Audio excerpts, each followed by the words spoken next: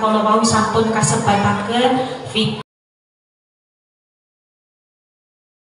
kampil angel sudah sing estubinga remen sanget kawula waget sowan dumateng sederek-sederek wonten kemiren mriki sedaya kompak kadosipun ingkang rawuh niki nek dijumlah saking pojok kanan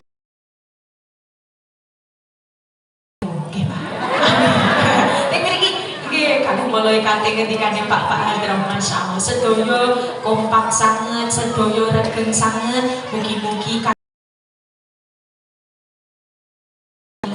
lumantar pepanggihan kula lan panjenengan sedaya dadosaken sababiyah kiyambak waget gayuh ridhonipun Allah Subhanahu wa taala. Amin Allahumma amin. Para rawuh ingkang kawula mulyakaken, kala kepengker kawula katimbangan kaliyan sederek-sederek wonten kemiren ing mriki dipun dawuhi sowan wonten mriki nderekaken panjenengan sedaya mbok bilih sak mangke anggen kawula matur dumateng Bapak Ibu sedaya kathah kekiranganipun kathah kalepatanipun saestu organisasi Islam terbesar di dunia kita sedaya teng mriki ketika tasih alit sak mangke dipun openi miyos wadah Ibnu IPPNU minggah sekedhik kita sedaya teng mriki menawi ibu-ibu wonten fatayat bapak-bapak wonten ansor mangke minggah malih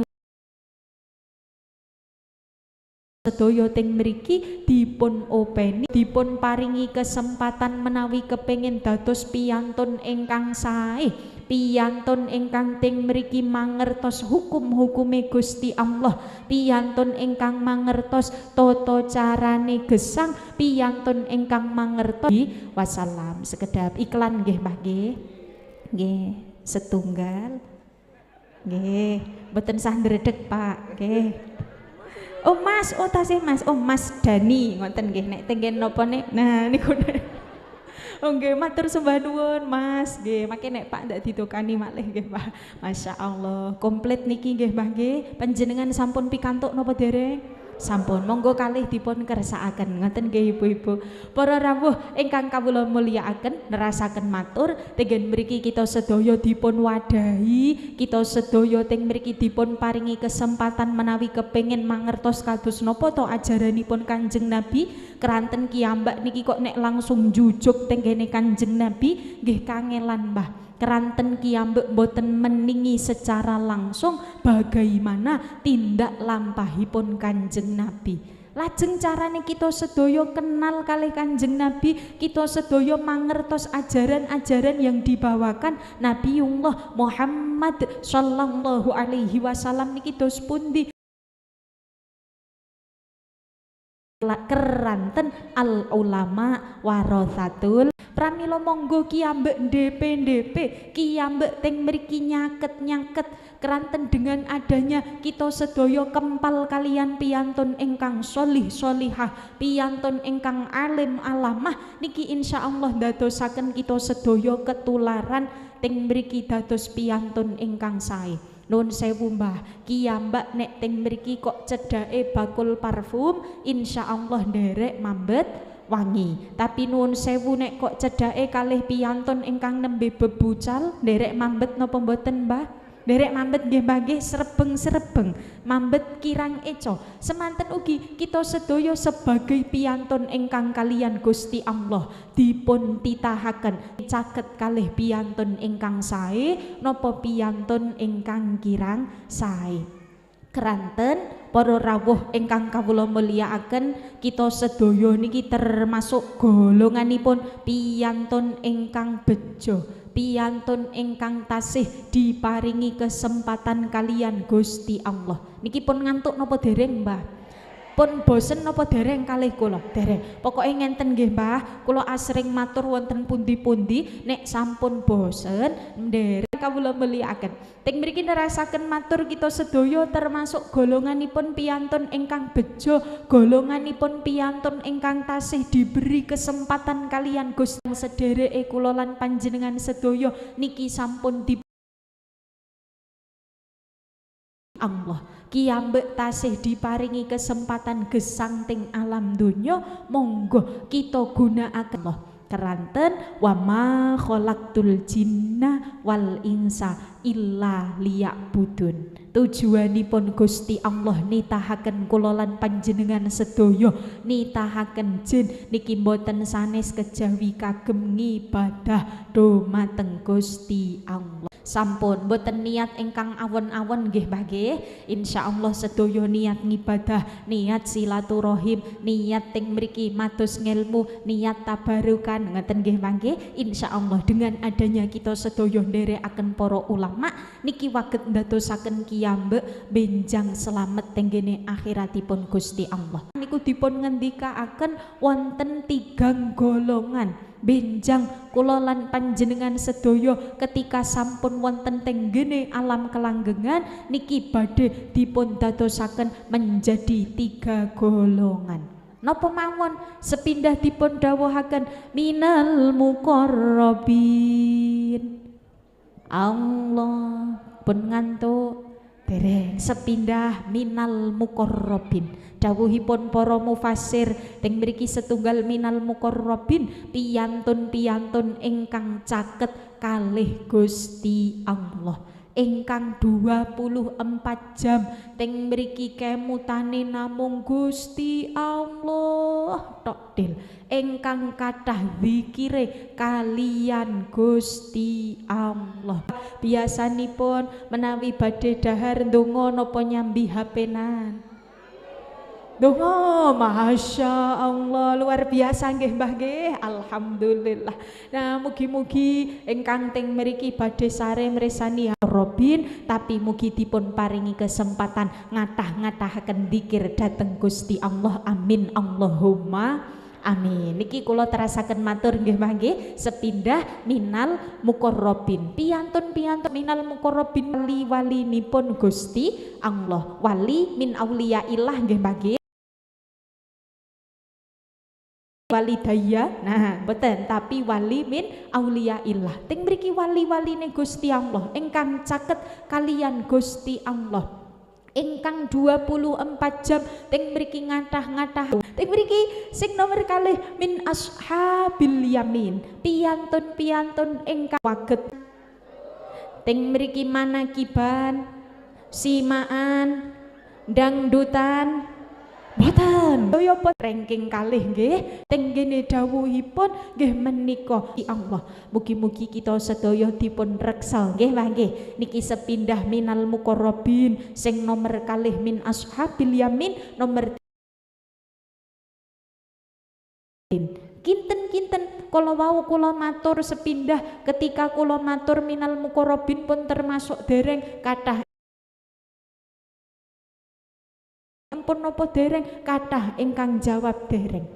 Lajeng dos pundi keadaane kula lan panjenengan sedaya nek kok ngantos tenggene keadaan boten kersa kiyambek kepengin dados piyantun ingkang selamat, kiyambak kepengin dados piyantun ingkang bejo donya akhiratipun. Carane dos pundi nyaket kalian piyantun-piyantun ingkang sampun termasuk minal muqarrabin supados kita sedaya keranten dipun dawuhaken antos sedaya remeni. Tapi remen niki mboten namung sekedar ngaku remen nggih Mbah, dengan cara nderekaken tindak lampahe, dengan cara piyantun-piyantun ingkang sae menika kados napa para nabi-nabi rusliya sanadi Allah Allah anta babullahi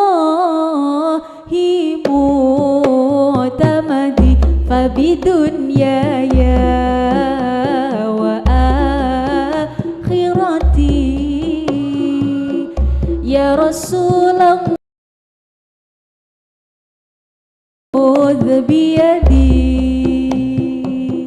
ya Imam ar-Rus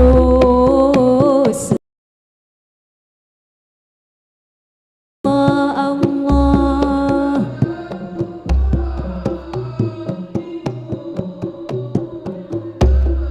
fabidunya ya wa akhirati ya Rasul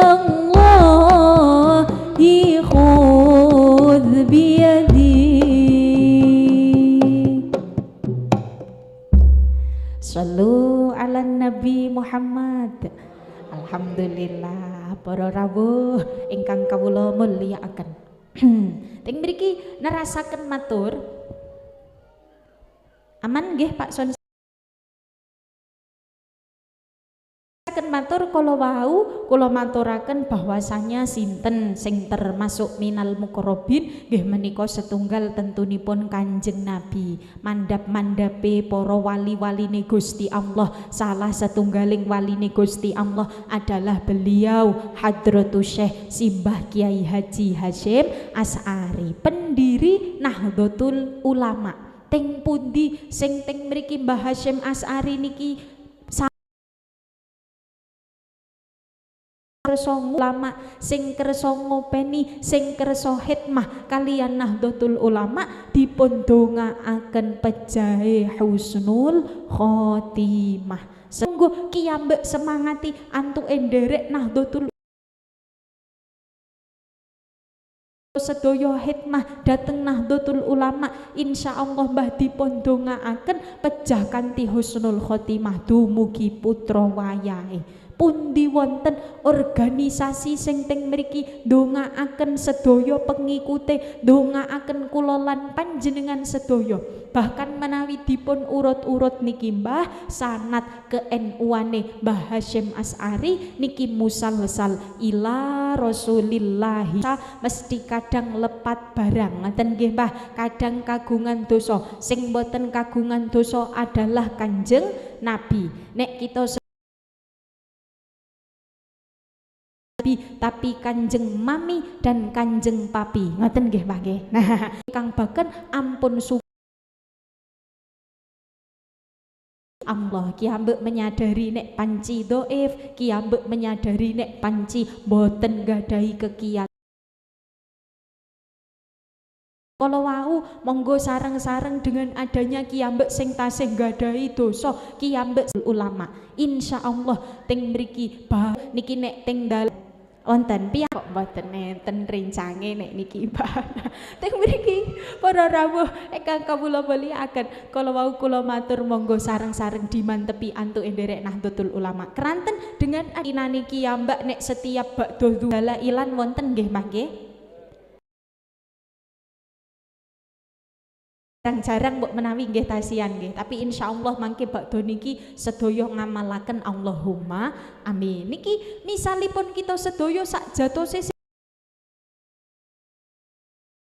sinetron utawi kita sedaya biasane leha-leha scroll TikTok, scroll YouTube, scroll Instagram, scroll Facebook nggih Mbah nggih. Nah, dengan adanya kiambek nderek pengaosan, kita sedaya nderek selapanan, nderek Nahdlatul Ulama sing waune ahli scroll wal jamaah, sareng-sareng pokoke ku berharap engkau mengerti di hati wong kok ngene Mas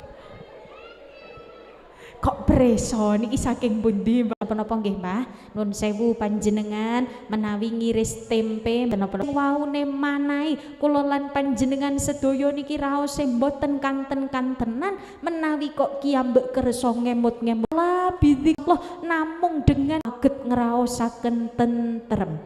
Malah dolanan HP raose kada tenek dipun dawuh amin. Niki nerasaken matur kala wau kula lan panjenengan sedaya monggo sareng-sareng teng mriki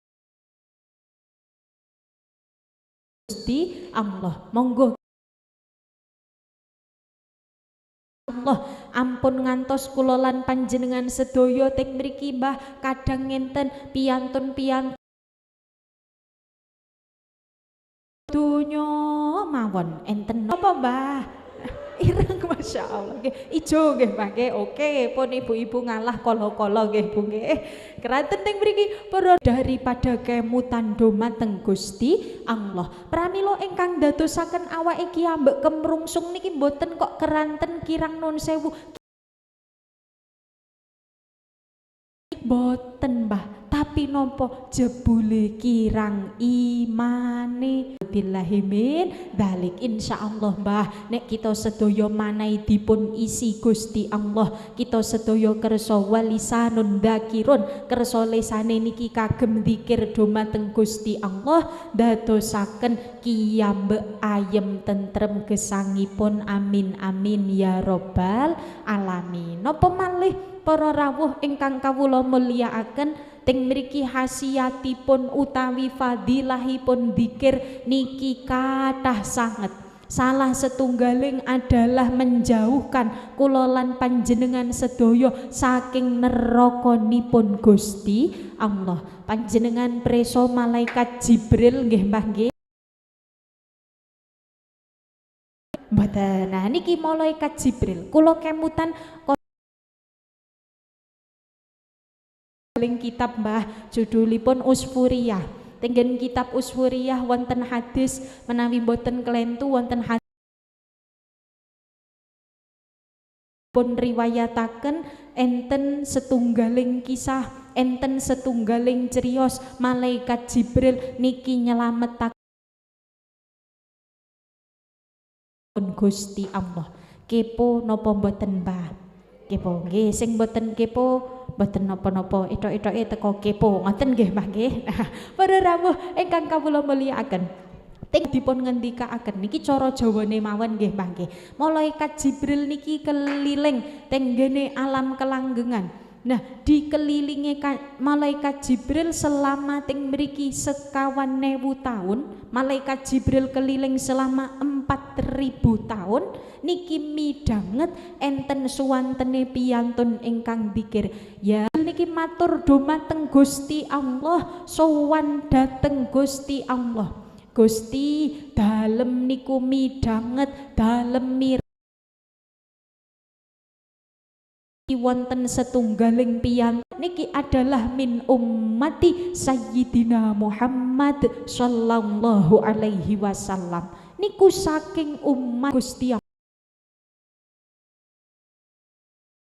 Lajeng dikire selama pinten teng mriku dipun sampun duwangu nggih Mbah nggih, selama 40.000 tahun niki zikir ya Hanan, ya Manan, ya Dzal Jalali wal Ikram. Akhiripun napa? Malaikat Jibril matur dumateng Gusti Allah, Gusti panjenengan niki lak preso to kados napa cakete kula kalian Kanjeng Nabi Muhammad. Kados napa teng mriki Nabi Muhammad kula niki cuwaket sanget kalian Kanjeng Nabi. Pramila Gusti Nabi sing nyelempit teng ngene nerakanipun panjenengan ingkang kersa maos ya Hanan, ya Manan, ya Dzal Jalali wal Ikram. Akhiripun estu kalian Gusti Allah malaikat Jibril, panjenengan niki nek kok ajeng keliling neraka kiyambakan ya mboten patut, soale sing jaga neraka niki adalah malaikat. Babakan neraka niki malaikat Malik. Pramila malaikat Jibril kalih Gusti Allah dipun utus supaya piyantun ingkang dzikir ya Hanan, ya Manan, ya Dzal Jalali wal Ikram. Dipadosi Mbah tahun Mbah, 1000 tahun dipun padosi piyantun sing dzikir niki mboten kepanggih. Akhire malaikat Malik matur dateng Gusti Allah, Sherlock ngoten nggih Mbah nggih, share lokasi. Sak jatose piyantun sing dzikir niki bertempat di mana? Kok kula padosi selama 1000 tahun niki mboten wonten. Selama 1000 tahun niki kok mboten kepanggih padahal suwantene enten. Ya Hanan, ya Manan, ya Dzal Jalali wal Ikram. Niki suwantene enten Gusti. Tapi piyantune mboten ketingal, sampun kula padosi kok mboten wonten. Basan kados ngonten Mbah, kalian Gusti Allah dipun Sherlock ngoten nggih Mbah nggih, dipun paringi preso teng mriki niki teng ngene jurang mriki niki dikelilingi ula kala jengking ngenten niki piyantune nyelempit wonten mriku niku. Jebule Mbah piyantun wau niku sampun napa teng mriki boten kanten-kantenan keadaane. Ibarate wesi teng mriki nek sampun karaten nggih kados mekaten nggih Mbah nggih. Dados teng mriki keadaanipun menungso sing sampun berlama-lama tenggini nerakane Gusti Allah niki ngantos boten wujud menungso. Pramila malaikat Malik boten waget kenal menawi niku menungso saderenge dipun aturi preso kalian Gusti Allah, saderenge dipun paringi ngertos kalian Gusti Allah. Basan ngonten akhire piyantun sing dikir wau dipun angkat teng mriki jebule gandelan ula kalih digandeli kala jengking. Masya Allah, mugi-mugi kita sedaya dipun reksa nggih Mbah nggih. Niki napa nandhakaken lajeng napa malaikat Malik teng mriki dipun tangkleti kalih piyantun sing dikir wau ya Hanan ya Manan ya Dzal Jalali wal Ikram. Malaikat Malik panjenengan niki ajeng beto kula wonten pundi? Kula keadaane kados mekaten niki ajeng dibeto teng pundi? Napa panjenengan badhe nambahi adab kula? Napa panjenengan badhe nyelametaken kula? Akhiripun kalih malaikat Malik dipun jawab ngenten, Pak, niki panjenengan ditimbali malaikat Jibril. Kula mboten ngertos ajeng dinapakake tapi ditimbali malaikat Jibril, dipadosi kalian malaikat Jibril. Basan dipadosi malaikat Jibril pun kepanggih dipun sowanaken Gusti Allah. Didangu kalian Gusti Allah, wong panjenengan iki sampun tak paringi kesempatan gesang teng alam donya, sampun enten utusane Mbah. Nah, saking arah menika napa Mbah piyantun sing kala wau zikir selama 40 akhire pinaringan syafaatipun malaikat Jibril keranten kersa zikir. Sareng-sareng ngathah-ngathahaken dzikir saderenge tiba para rawuh ingkang kawula mulyakaken. Saking criyosipun wonten kitab Usfuriyah menika waget kita la ilaha illallah manah kula lan panjenengan sedaya malih nukul pinten Mbak gangsal estu panjenengan teng mriki kraos dugi tabuh gangsal Pak. Ngoten nggih mangke niki lanjut Mbah. Lanjut nggih bismillah. Kula kok lingsem nggih Mbah. Sing gampil napa sing angel? Sing gampil. Angel mriki angel. Mriki ajeng angel Pak. Sing gampil. Oke, sing gampil napa nek cara serumbunge nggih Mbah nggih. Sholli wa sallimta. Gampil nggih Mbah nggih. Monggo sareng-sareng shollu ala Nabi Muhammad. Sholli wa sallim daim iman ala hamada wal ali wal ashabi man qad wahada wal ali wal ashabi.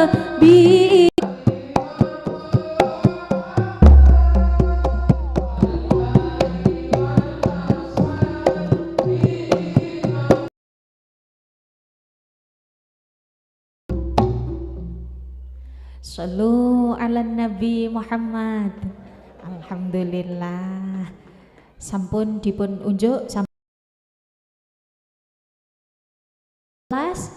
sampun Masya Allah, para rawuh ingkang kawula mulyakaken, mboten namung pikantuk berkat, mugi-mugi ugi pikantuk barokah. Allahumma amin. Barokah niku ziyadatul khair nggih Mbah nggih, tambahi kebagusan kula lan panjenengan sedaya. Mugi-mugi berkah rawuh wonten mriki, kita sedaya sing waune awang-awangen enten napa mboten Mbah? Kadang teng mriki teng panggung napa wonten kursi napa wonten serambi Mbah? Panggung. Alah nggih sing teng panggung lenggah napa. Nah kala-kala kula mboten kenging nggih Mbah. Para rawuh ingkang kawula mulyakaken boten insyaallah menika bapak-bapak ingkang wonten panggung ahli jamaah sedaya. Allahumma amin. Masjid mawon sae sanget nggih Mbah nggih. Niki insyaallah kebak menungso mboten kebak angin nggih Mbah. Para rawuh ingkang kawula mulyakaken nerasaken matur tenggen mriki sanget fadilahipun, kathah sanget khasiatipun. Kantun mindah Mbah, kita sedaya remene istighfar, remene sholawat, remene kalimat hauqalah, nggih kalimat ing dawuh ngendikaaken likulli syai'in siqalun wasiqalul qalbi dengan zikir. Ting mriki pun dawuhaken likulli syai'in siqalun, sedaya ingkang wonten tenggene alam donya niki wonten reresike, wonten pembersihnya. Contonipun gampile ngenten, niki wonten nuwun sewu nek cara mriki napa halaman utawi latar ngoten nggih mangke, wonten latar masjid niki dibersihkan ngagem sapu ngoten nggih mangke. Panjenengan kagungan dalem sing sampun perpel kadang wonten malih ting mriki kita sedaya badhe nyuci agemane kula lan panjenengan enten pembersih nggih menika enten daya soklin napa malih Mbah rinso pun lain sebagainya, kathah sangat pembersih. Likulli syai'in siqalun, sedaya ingkang wonten teng alam donya niki kagungan pembersih. Wasiqalul qalbi, lajeng manah kula lan panjenengan sedaya niki napa kita enten boten Mbah? Kadang piyantune nggih rawuh masyaallah. Nah teng mriki monggo kita sedaya sami kula lan panjenengan sedhateng Gusti Allah tambah remen antuke ngemot-ngemot, antuke iman dumateng Allah Subhanahu wa taala. Ugi teng mriki kala wau kula lan panjenengan sedaya